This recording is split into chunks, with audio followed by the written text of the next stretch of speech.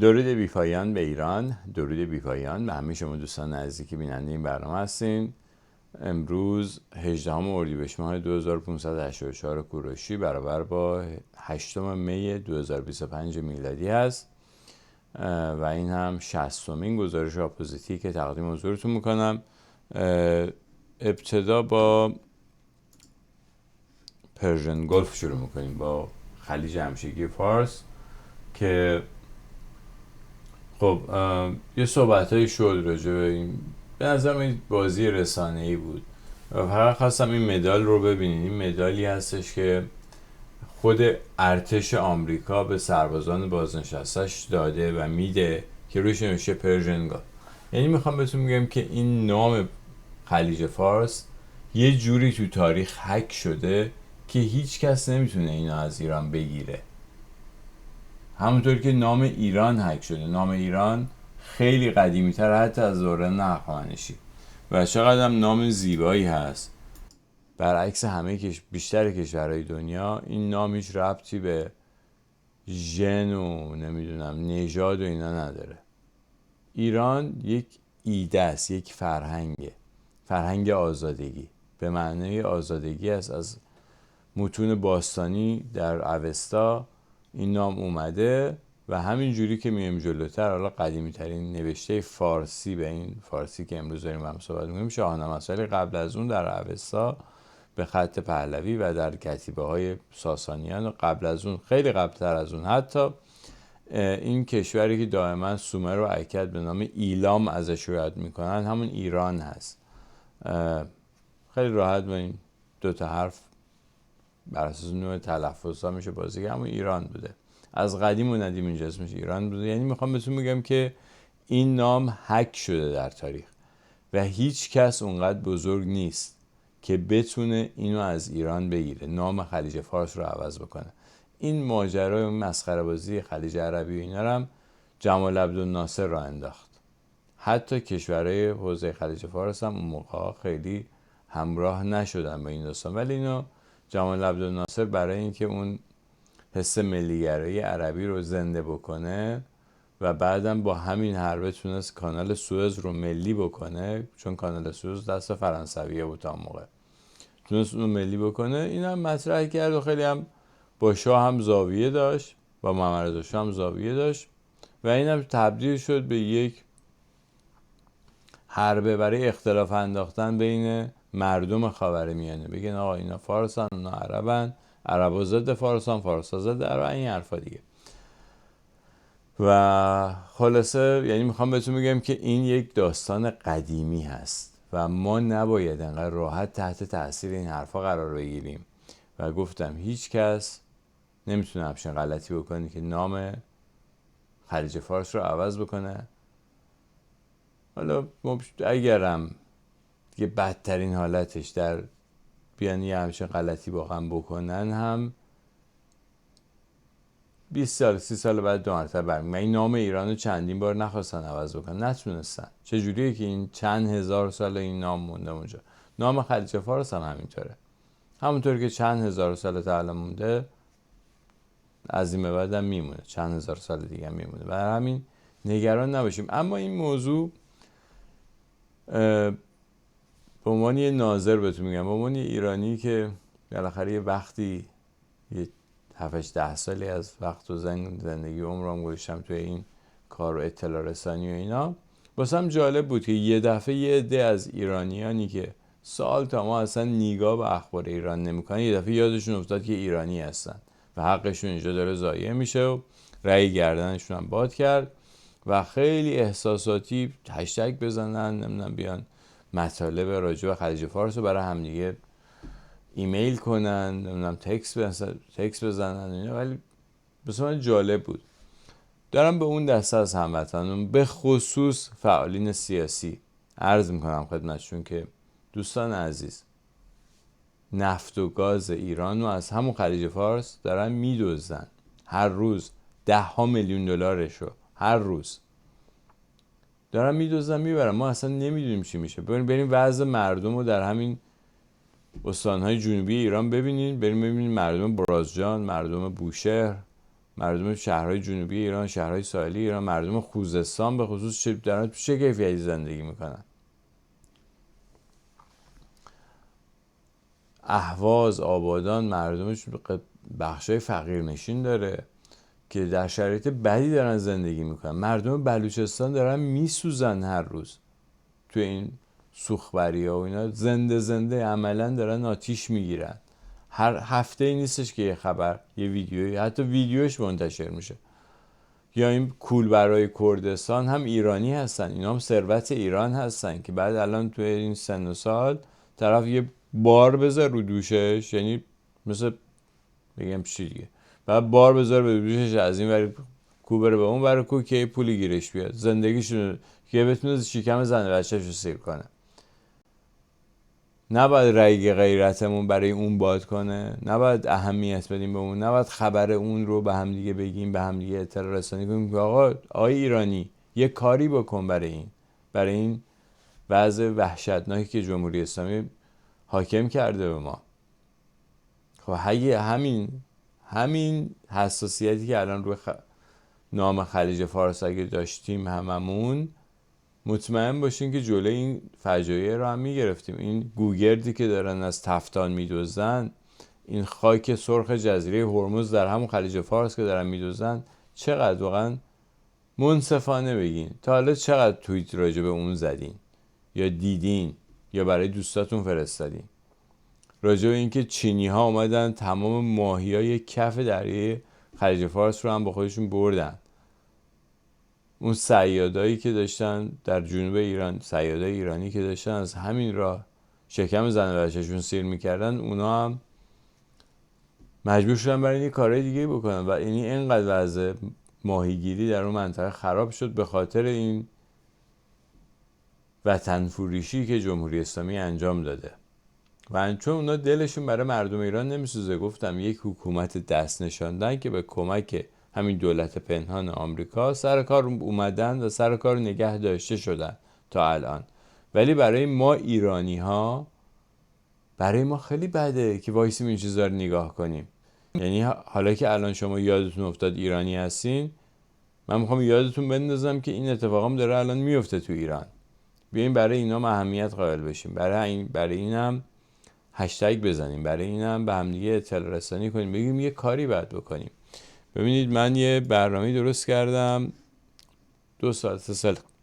3 سال پیش، اپوزیت 394 هست که اونجا نشون دادم بر اساس اخبار خود جمهوری اسلامی، صدا و سیمای جمهوری اسلامی، نشون دادم که چجوری داره از معادن ایران دزدی میشه.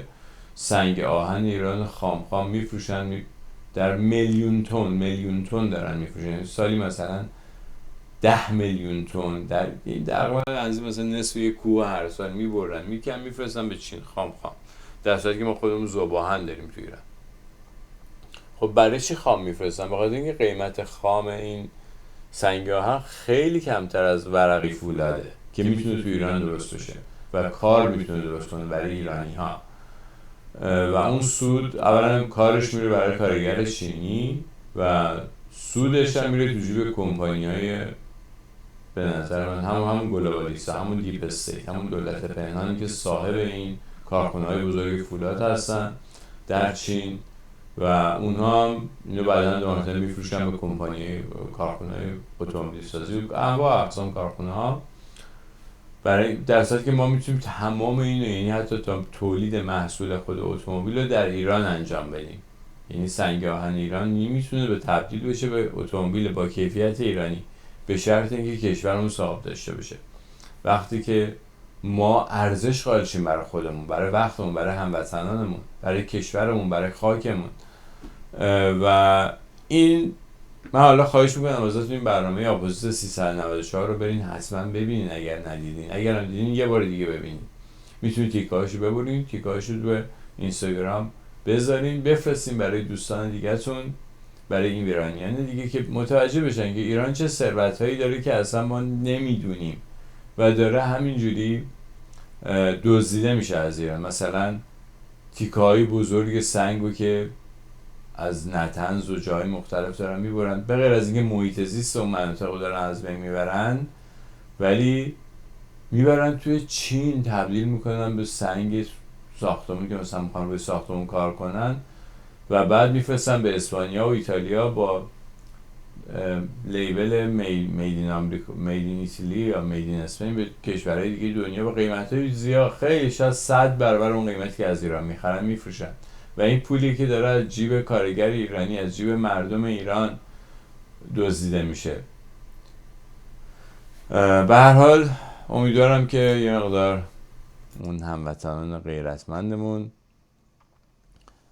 یه یادآوری بهشون کرده باشم که یعنی رویای من اینه که همونطور که الان هموطنانمون یادشون افتاد که ایرانی هستن و خلیج فارس متعلق به این هست و نباید نامش عوض بشه که درست هم هست، اما یادشون باشه که اون ماهیه خلیج فارس هم متعلق به همین هست، اون نفت و گاز خلیج فارس هم متعلق به همین هموطنان ایرانیه و برای اینم واکنش نشون بدن، همین واکنش که الان نشون دادن، همین در حد همین هشتگ زدن، در حد همین فرستادن برای دوستا، این که میگیم ما چی کار میتونیم بکنیم، همین این کاری که الان میتونیم بکنیم، خب همین کار رو ادامه بدیم، بذاریم بقیه مردم دنیا مطلع بشن که بابا ایرانیا بی غیرت نیستن، وای نمیسن نگاه کنن که کشورشون اینجوری خالی کنن بدزدن ببرن، واکنش نشون میدن. همونطور که سر نام خلیج فارس واکنش نشون دادن و ترند شد در توییتر، این هم میتونه چیزای دیگه هم میتونه ترند بشه. دزدی که از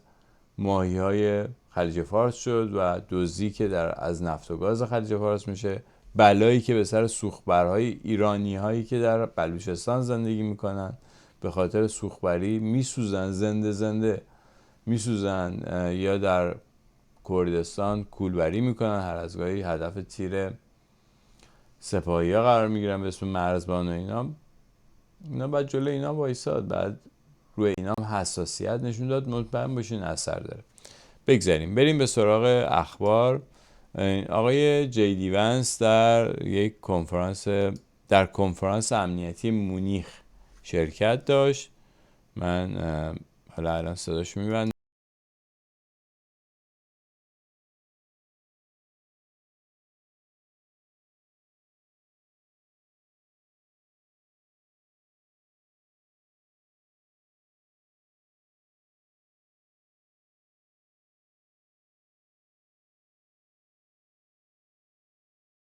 و چند صد کیلومتر هم از محل سکونت خانم مسیح علی نژاد.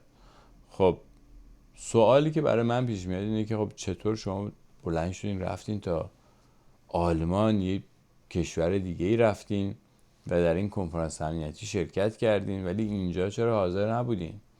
اگر شما رو اونجا دعوت کردن چطور اینجا دعوت نکردن؟ این سواله برای من. و اینکه حالا شایعاتی هستش که نه اصلا دعوت نبودن این اشخاص، کسانی که رفتن اونجا و خودشون با هزینه شخصی خودشون رفتن در حاشیه این محل برگزاری کنفرانس امنیتی مونیخ در مونیخ یک اتاقی رو اجاره کرده بودن که اونجا یک مثل حالت کنفرانس مطبوعاتی برگزار بکنن و اون همه سر و صدایی که تو رسانه‌های فارسی شد از این حضور و شرکت همش همین بود. خب اینو میتونن بیان راجع به این شایعات هم شفاف سازی کنن و ما رو آگاه کنن که واقعا اینا شایعه است، دروغه یا راسته. اینو حداقل خودشون یا افراد شاغل در دفترشون یا خود خانم مسیح علی نژاد که دائما خودش لایو میگیره و برنامه میذاره میتونه بیاد اینو توضیح بده، شفاف سازی کنه که داستان چی بوده. بگذاریم بریم به سراغ صحبت‌های جی دی ونس، معاون رئیس جمهور آمریکا. در ضمن معاون رئیس جمهور از اون معاون رئیس جمهوری که مثلا در ایران و کشور دیگه است، تو آمریکا وایس پرزیدنت خیلی رتبه بالاتری هست. بریم با هم ببینیم اینو و بعدم به تفسیرش بپردازیم. من زیرنویس کردم اینو در ضمن برای دوستانی که دارن فایل صوتی گوش میدن یا به صورت پادکست این برنامه رو گوش میدن، میتونن بیان تو یوتیوب و اصل ویدیو رو ببینن با زیرنویس تا کاملا متوجه بشن. البته من جسته گریخته یه خلاصه از مطالبی که میگه رو به فارسی میگم براتون و هم بشنویم اینو. So there are a couple issues with the earlier agreement, the JCPOA, Right. as it's called here in the United States, and I assume in Europe. But here the two big issues with that agreement are, number one, the enforcement or the inspections regime was incredibly weak. And I don't think that it actually served the function of preventing the Iranians from getting on the pathway to a nuclear weapon. That's one thing that must be different. And then second, yes, we believe that there were some elements of their nuclear program that were preserved under JCPOA that, yes, they weren't nuclear weapons. Iran doesn't have a nuclear weapon, but allowed Iran to sort of stay on this glide path towards a nuclear weapon if they flip the switch and press go. And we have to think about this not just in terms of Iran, which, again, the president has said this. We think that there is a deal here that would reintegrate Iran into the global economy, that would be really good for the Iranian people, but would result in the complete cessation of any chance that they could get a nuclear weapon.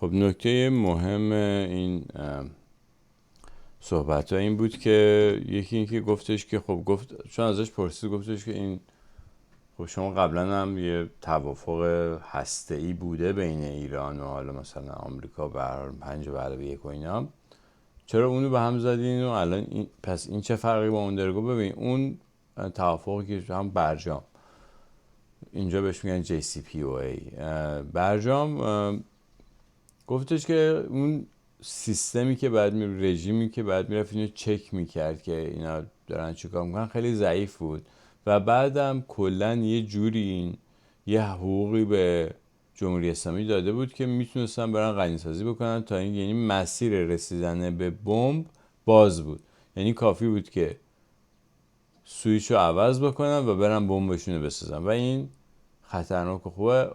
خطرناکه و خوب نیست. و در ضمن برنامه‌ای که ما داریم اینه که آمریکا که ایران برگرده به اقتصاد جهانی، سهمی داشته باشه در اقتصاد جهانی، یعنی تحریم‌ها برداشته بشه برگرده به اقتصاد جهانی و این برای مردم ایران خیلی خوبه. این که اینقدر تاکید دارن رو مردم ایران، نمیگه برای رژیم ایران، میگه برای مردم ایران خیلی خوبه و واقعا هم خوبه. همه میدونن، مردم ایران هم به خوبی این مسئله رو میدونن که این چقدر خوبه براشون که برگرده ایران، در اقتصاد جهانی به روی ایران باز بشه. و قسمت بعدی صحبت‌ها رو گوش بدید. من فهمیدم که چیزی جا انداختم.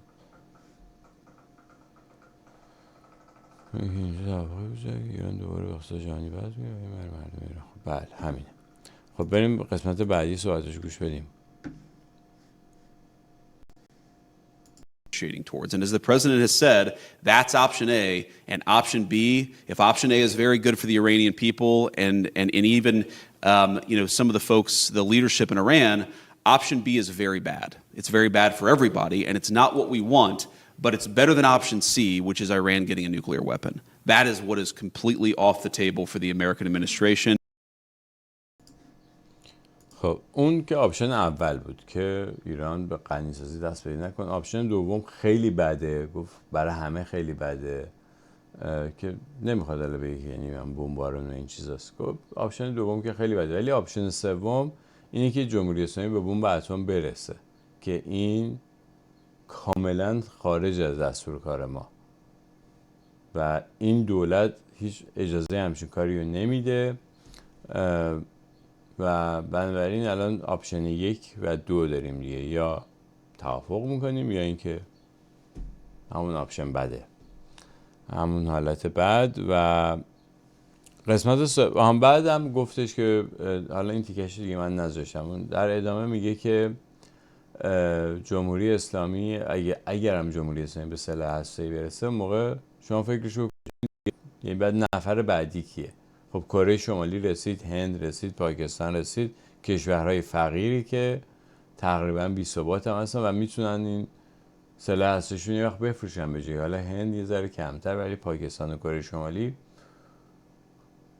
کشورهای فقیری هستن، زیاد هم حکومت‌های قدرتمندی درشون سرکار نیست و میتونن خیلی راحت بفروشن. مخصوصا کره شمالی بر اساس کتاب کورت ولدون، هم کاندان تو ترور، اون مدعی بود که اینو فروختن به ایران، سلاح هسته‌ای فروختن، یعنی از کره شمالی خریده این بمب اتم خلاصه به دست ایران رسوندن و این خیلی خطرناکه و گفتش که به هر حال یعنی این مسابقه هسته‌ای اگه پیش بیاد برای بشریت خطرناکه، برای همین باید جلوی این گرفته بشه. قبلش هم صحبت کرد، گفت اصلا ما برنامه داریم که بعدا بریم با چین روسیه هم بشینیم و بگیم آقا یه راهی پیدا کنیم که سلاح‌های هسته‌ایمون رو کم کنیم تا اونجایی که ممکنه کم کنیم، چون اصلا وجود سلاح هسته‌ای خطرناکه برای انسانیت، برای کره زمین و برای نوع بشر خطرناکه. و بعد قسمت سومش خیلی جالبه، اینم با هم بشنویم. Without prejudging the negotiations, I will say so far so good. We've been very happy by how the Iranians have responded to some of the points that we've made. We've been very happy that some of the intermediaries and some of the folks who are in the room, the role that they've played, the Omanis in particular, have played a very positive role, and we're very grateful to that. So far, we're on the right pathway, but this is going to end somewhere. And it will end either in Iran eliminating their nuclear program, their nuclear weapons program. They can have civil nuclear power, okay? We don't mind that. But let me ask this basic question. Which regime in the world has civil nuclear power and enrichment without having a nuclear weapon? And the answer is no one. No one right now has a civil nuclear program with their entire enrichment infrastructure that can enrich to the 90+% needed to get to fissile material and a nuclear weapon. So our proposition is very simple. Yes, we don't care if people want nuclear power. We're fine with that, but you can't have the kind of enrichment program that allows you to get to a nuclear weapon, and that's where we draw the line. خب این خیلی خیلی مهم بود این قسمت از صحبتاش و گفتش که ما تا الان راضی هستیم از مذاکرات که انجام شده و تو مسیر درستیه، تو مسیر خوبیه، خیلی همکاری‌های خوبی انجام شده، کسانی که توی این اتاق مذاکرات حاضر بودن خیلی خوب با هم کنار اومدن با هم و ایرانی‌ها خیلی خوب توجه کردن به اون چیزایی که ما ازشون خواستیم و خلاصه ابراز رضایت کرد، گفت تا الان خیلی خوب بوده و امیدوارم که این داستان به نتیجه برسه. گفت به هر حال این داستان یا در ایران به نتیجه میرسه به این صورت که جلوی اون برنامه هسته‌ای، برنامه رسیدن به سلاح اتمی ایران بسته میشه، جلوش گرفته میشه، یا در یه جای دیگه این ماجرا، یعنی پس یعنی امکان این که اینا به ایران هم برن هست، هیچ بعید نیست که یه دفعه شما ببینید که تیم آمریکایی در ایران وارد تهران بشه. من خیلی دور از ذهن نمیبینم اینو با توجه به این صحبتایی که الان جدی بحث کرد. ولی گفتش که ببین شما یه سوال ساده ازت میپرسم، شما کدوم کشوری رو میشناسی که برنامه غنیسازی اتمی هم داشته باشه، استفاده صلح‌آمیز هم بکنن از انرژی هسته‌ای، ولی برنامه غنیسازی هسته‌ای رو تا آخر داشته باشه و سلاح هسته‌ای نداشته باشه؟ جوابش اینه که هیچ کشوری. بنابراین جلوی این غنیسازی تا برای اینکه به بمب اتم برسه باید گرفته بشه و تنها خواسته ما اینه که نمیخوایم اون قسمت انجام بشه و این دقیقا خط قرمز ماست که اون قسمت جلوش گرفته بشه و تا الان هم گفت راضی هستش از نتیجه مذاکرات. نتیجه مذاکرات تا الان گفت خیلی خوب بوده و من فکر میکنم اون اعلامیه‌ای که ترامپ 2 روز پیش گفتش که قبل از سفرش به عربستان بگه که حالا یا فرداست یا دوشنبه، چون امروز که چیزی نگفت، فکر میکنم مربوط به همین موضوع بشه. احساسم اینه که مربوط به اینه، شاید یه چیزی باشه، نمیدونم. و بعد از این اخباری که الان خدمتتون ارائه دادم 2-3 تا خبر دیگه داریم. یکی خبر مکرون هست که ترند شده تو توییتر، مکرون، کشپتال، اپستین، اینا رو یه ذره راجبی صحبت میکنیم. خب اول با خبر مکرون شروع میکنم. ببینید این یه دفعه دیدم که مکرون ترند شده تو توییتر و این وقتی که میزنی روی اون که بخونی اخبارش رو میبینی که راجع به این خبر هست که جولانی رفته در کاخ الیزه، مکرون هم رفته به استقبالش، ولی مثل اینکه دیروز پیروز مکرون اومده گفته که نتانیاهو نمیتونه وارد فرانسه بشه و اگه وارد فرانسه بشه دستگیر میشه و فکر میکنم برای همین به اعتراض به اون حرف مکرون اومدن این عکس جولانی که بابا این که تروریست بود الان اومد اینجا، بعد موقع نتانیاهو نمیتونه بیاد. مثل که مکرون اعلام کرده که اگه نتانیاهو وارد فرانسه بشه دستگیر میشه. دلیلش این هستش که مطبوعات فرانسه، خب میدونید فرانسه یه جمعیت بزرگی از الجزایریا و مسلمان‌های شمال آفریقا داره و اینها خب بای دیفالت ضد اسرائیل، یعنی طرفدار، مخصوصا بعد از این بمباران هایی که تو غزه شد و اخباری که اومد بیرون که بچه‌ها کشته شدن و اینا، خیلی هم مطبوعات فرانسه اینو پوشش دادن و به عنوان جنایتکار جنگی بر علیه نتانیاهو شکایت کردن. یه حکمی مثل که صادر شده در فرانسه. برای همین مکرون گفته که اگه این بیاد تو فرانسه، نتانیاهو بیاد فرانسه، ما دستگیرش میکنیم. و بعد الان جولانی اومد و خلاصه اعتراض، یه حدود 70-80 هزار تا توییت راجع به این شد توی توییتر امروز که یکی از موضوعات ثبت در تاریخی بود به نظرم. و بعد از اون راجع به کشپتال هست که کشپتال هم امروز یا دیروز توی کنگره یا سنا هیرینگ داشته، ازش خواستم بیاد توضیح بده. من این ویدیوهاشو واسهتون میذارم. چند تا سناتوری که ازش سوال جواب کردن، یکیشون ببینم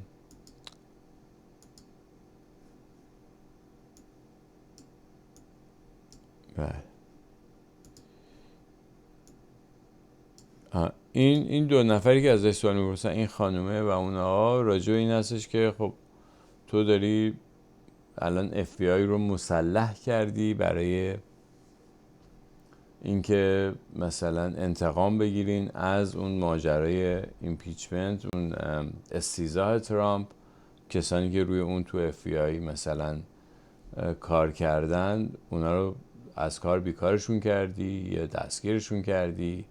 و در مورد کسانی که ماموران FBI که اومدن تحقیق کردن روی اون تظاهرات 6 ژانویه 2020 که یه سری رو دستگیر کردن، راجع به اونا و این همون وپنایز کردن، مسلح کردن FBI و غیرقانونیه. و کشپتال هم دفاع کرد از خودش، گفتش که نه من این کار نکردم، فقط کسانی که قانون شکنی کردن و من باشون برخورد کردم.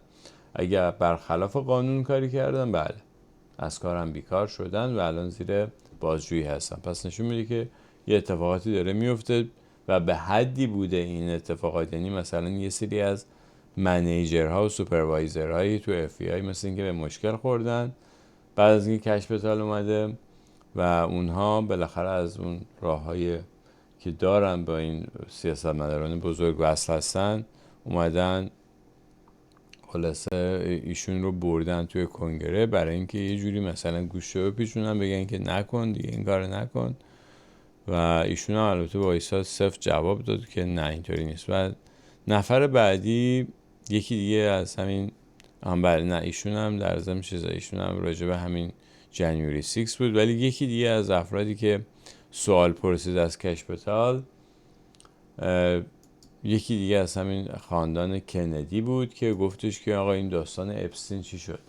بالاخره شما قرار بود فایلشو بدیم بیرون و اینا، آیا تا وقتی که من زنده هستم میتونم، پیرم هست یه خوره، گفت تا وقتی من زنده هستم میبینم. اونم خندید گفت آره ما به زودی این فایلاشو منتشر میکنیم. راجع به قضیه اپستین خیلی داستان هست که من الان براتون، چون اونم ترند شده بود توی توییتر، اونم یه چند صد هزار تا توییت راجع شده بود و محتوای این توییت ها بیشتر، حالا براتون میذارم اون فیلم اون آقایی که میبینین اونجا و این آقای مایک فلین و اینا. اول با اون صحبت های مایک فلین شروع میکنم که مایک فلین میگه که توی یکی از این پادکست های اینترنتی شرکت کرده و میگه که باید مثلا اینو تو FBI، بعد این کسانی که اومدن این فایل ها رو قایم کردن یا اینکه یه جوری پنهانکاری کردن که با دیلی، با تأخیر مواجه بشه این تحقیقات، اینا رو باید همین الان دستگیر کنه و بندازنشون زندان. در مورد آقای مایک فلین من اینو فقط بهتون بگم که آقای مایک فلین این صفحه ویکی‌پدیاش هست و اینم عکس خودش و عکس بزرگترش هست. اینم عکس خودش هست. اینم عکس آقای مایک فلین هست. ایشون یکی از جنرال های بازنشسته که در سطح خیلی خیلی بالا بود. معمولا کسایی که همچین مشکلاتی بعد ایشون فورس تو ریتایرمنت، یه جوری به زور مجبورش کردن که بازنشسته بشه. سال 2016 هم شد تقریبا وزیر کشور دونالد ترامپ تو دور اول، ولی بلافاصله براش یک پرونده فساد درست کردن و خودش قبل از اینکه استیضاح بشه برکنارش بکنن خودش استبدان کرد. اصطلاحاً بهش میگن استبدان. خودش کناره‌گیری کرد از این کار و بعد از اونم یه جورایی خونه نشین شد.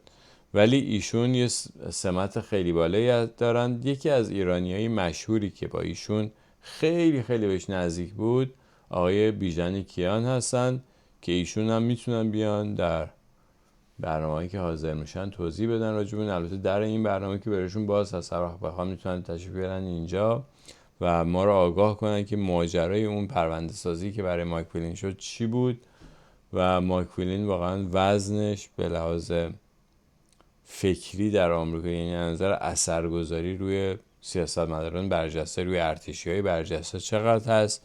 به نظرم مهم هست. یکی از بازیگران اصلی پشت پرده است مایک فلین و ایشون هم دست گذاشت روی این کیس اپستین. برای اینکه به اهمیت این ماجرای اپستین پی ببریم یه مثالی رو من براتون آماده کردم با هم دیگه ببینیم. این مثال رو راجع به ببینید باز دو مرتبه برمیگردیم به همین راجع به این آقای پرنس اندرو هست. پرنس اندرو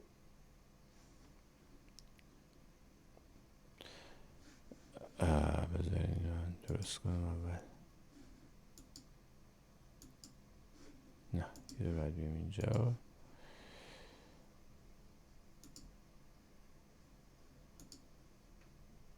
راجع به پرنس اندرو هست و این ویدیویی که دیدین آقایی که اینجا هست، این آقای جان برایان هست. میبینیم زیرم نوشته جان برایان. ایشون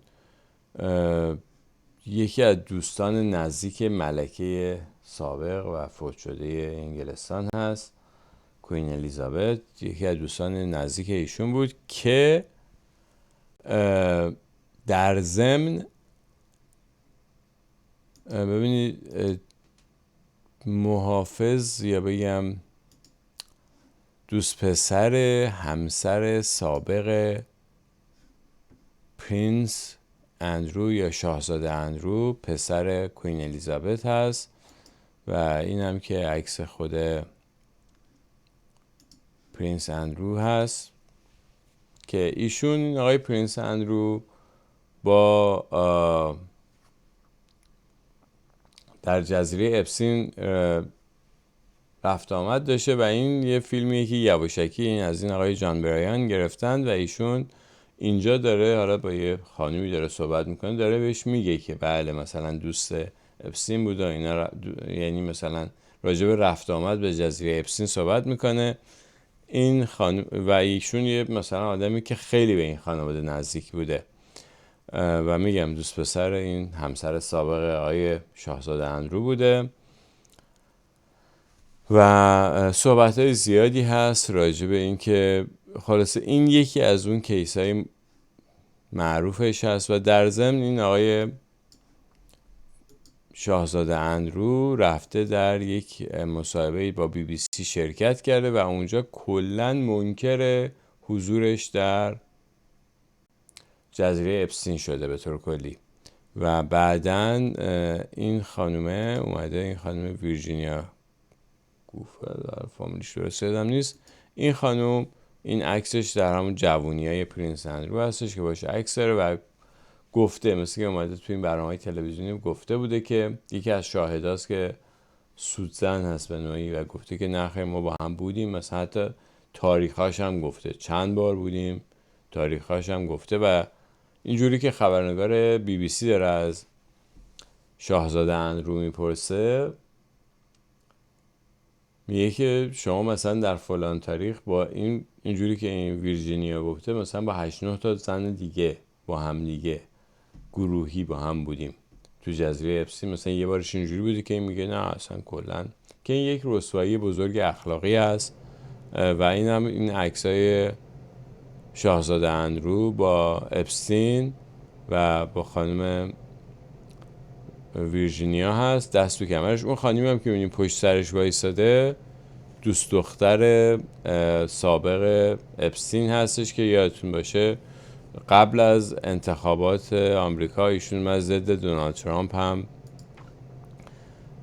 صحبت کرد و گفتش که دونالد ترامپ نمیدونم من دستمالی کرد و از این حرفا زد که البته این سند و مدرکی که نداشت، داشت میگفت. یکی از فیلمایی که اون زمان خیلی وایرال شده بود توی توییتر این و شبکه‌های اجتماعی همین اعترافات اون خانم بود که دوست دختر سابق اپستین هست. و خلاصه این ماجرا خیلی به قولی گندش در اومده داستان جزیره اپستین و خیلی مهم هست. یعنی دقیقاً و یکی از موضوعات راجع به این آقای اپستین اینه که مثل که آقای اپستین داشته ملکه انگلستان رو تهدید میکرده به این که مثلا من عکس پسرتو دارم و بعد مثلا یه پولی چیزی بدی احتمالا. من فقط میخوام اینو بهتون بگم که ببینید این آدما، این جور آدمایی هستن که به همدیگه هم رحم نمیکنن و برای پول هر کاری میکنن. یعنی همون جور که فیلم باجناق‌بازی ایادی جمهوری اسلامی میاد بیرون، این جزیره اپستین و اینجور مهمونی‌های این مدلی که انقدر توش فساد اخلاقی هستن ترتیب داده میشه برای مدرک جمع کردن و حتما نهادهای امنیتی توش دست دارن. یعنی وقتی تو این سطح هست آدمای مشهور سیاسی یا حتی تاجران خیلی شناخته شده، صاحبان کورپوریشن ها، رؤسای کورپوریشن ها، اینجور آدما مثلا به این جزیره رفت آمد دارن یا به اینجور جاها رفت آمد دارن و مرتکب اینجور کارها میشن، حتما ازشون فیلم برداری میشه، مدارکی جمع میشه. و این یکی از پترن های سرویس های امنیتی دیپ استیت هست به نوعی. و همین خواستم فقط این قسمتش به نظرم جالب بود، به ما مربوط میشه چون ما خودمون به نوع دیگه این چیزها رو تجربه کردیم. اینی که مثلا توی خونه‌ای که این آقا رفته مثلا با یه پسر دیگه همخوابی کرده، بعد فیلمش هم در میاد که اصلا لخته داره حرف میزنه. و اینی که اون خونه یه خونه امنیه که مطمئناً کسان دیگه‌ای هم تو اون خونه رفت آمد داشتن. اصلا دلیل اینکه این فیلم‌ها رو میدن بیرون برای اینکه اون بقیه آدمایی که اونجا رفت آمد داشتن گوشی دستشون بیاد، حساب کار دستشون بیاد که فیلم شما میاد بیرون پس گوش بدین، اگه فلان مدرک میاد امضا کنین یا راجع به فلان موضوع افشاگری نکنین برای اینکه راجبتون افشاگری میشه. یا یادتون باشه زمانی بود که خیلی باب شده بود فیلم مسئولین مختلف، مسئولین البته درجه 2 درجه 3 بودن که از یه اتاق با رو تختی صورتی یه دفعه در میمد بالا، یه اتاق مشخص بود، یعنی در همون اتاق چند تا مسئول مختلف مثل که رفت آمد داشتن با خانمای مختلف و خلاصه اون اتاق خیلی آدم توش رفت آمد داشتن. یعنی این فیلم رو برای این میدن بیرون که اون بقیه هم متوجه بشن. به هر حال این بود از برنامه امروز، گزارش اپوزیتی 60. امیدوارم که مفید یافته باشین. اگر مفید یافتین حتما در اشتراک گذاری هم با دیگر دوستانتون کوشا باشین. در ضمن کمک رسانی به اپوزیت رو هم از یاد نبرین. این رسانه مستقل هست، همونطوری که میبینین این روزها فایل های منتشر میشه راجع به فاند گرفتن این رسانه و اون رسانه و معلوم میشه که این فاند ها برای چی پرداخت میشده. ولی راجع به این رسانه اپوزیت، راجع به این کانال یوتیوبی اپوزیت که 10-11 ساله 12 سال الان با شماست و تا اونجا که شده من واقعا بی‌طرفانه این اخبار رو خدمتتون تقدیم کردم و خودم هم تنها هستم. الانم حالا با این مشکلات جسمی که دارم، حالا هر از گاهی من میبینم اون زیر کامنت هایی می‌نویسن که من برای یه بستگی تریاک بکش از این حرفا. من هنوز این طرف چپ صورتم سر هست، هنوز حسش کامل برنگشته. احساس میکنم هنوز طرف چپ زبونم درست حس کامل نداره، مثل وقتی که شما میرین دندونسازی آمپول بی اس سی میزنین. الان اونجوریه تقریبا صورت من وقتی که میخواد حس برگرده. حالا امیدواریم که برگرده. فعلا که الان نزدیک 2 سال شده به اینجا رسیده. یعنی میخوام بگم اون یه خورده اگه میبینین من بعضی کلمات رو درست نمیگم به خاطر اینکه اینه مشکل. البته خیلی از دوستان میدونن اینو، دیدم که اون وقت میان جواب مینویسن اینا. خواستم اینم خلاصه شفاف سازی بشه. سپاسگزار از توجهتون. تا برنامه بعد، بدرود.